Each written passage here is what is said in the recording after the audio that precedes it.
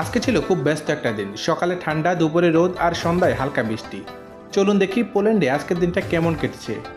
সকাল 7টায় ঘুম থেকে উঠেছি, এখন বাজে সকাল 8টা।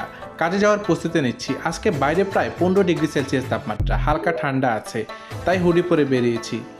এই সময় পোল্যান্ডের আবহাওয়া প্রতিদিন একটু একটু করেই পরিবর্তন হচ্ছে।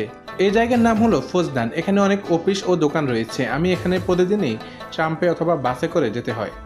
পুলিশ সহকর্মীরা অনেক হেল্পফুল। ওরা মাঝে মাঝে কিছু বাংলা শব্দ উচ্চারণ করে শেখার চেষ্টা করে, যেমন ভাই, ধন্যবাদ। এটা খুব ভালো লাগে আমার। এখন দুপুর সময় 1টা। আমরা খাওয়ার জন্য 30 মিনিট বিরতি নেই। আর আজকের টিফিনে ছিল বোনা খিচুড়ি। আমার এক পুলিশ কলিগ প্রথমকেই খুব অবাক হলো, বলল ভাজ্য দবড়ে, মানে খুব ভালো। ডিউটি শেষ হলো, তাই বাজার করতে যাচ্ছি। আজকে ছুটির আগের দিন, তাই কিছু মাছ আর সবজি নিচ্ছি।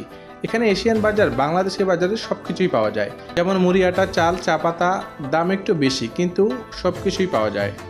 আজকে 50 জলুদির মতো মোটামুটি ভালোই বাজার করেছি 3 থেকে 4 দিনের। এখন ঘরে ফিরলাম, একটু চা বানিয়ে নিচ্ছি, তারপর নামাজ পড়ে একটু বিশ্রাম নেব। আর এই সময়ের মধ্যে ইউটিউবে একটু ভিডিও দেখি আর সবার সাথে যোগাযোগ করি। ছিল আমার আজকের দিন। আশা করি আপনাদের ভালোই লেগেছে। আপনাদের কেমন লেগেছে দিনটা কমেন্টে অবশ্যই জানাতে ভুলবেন না।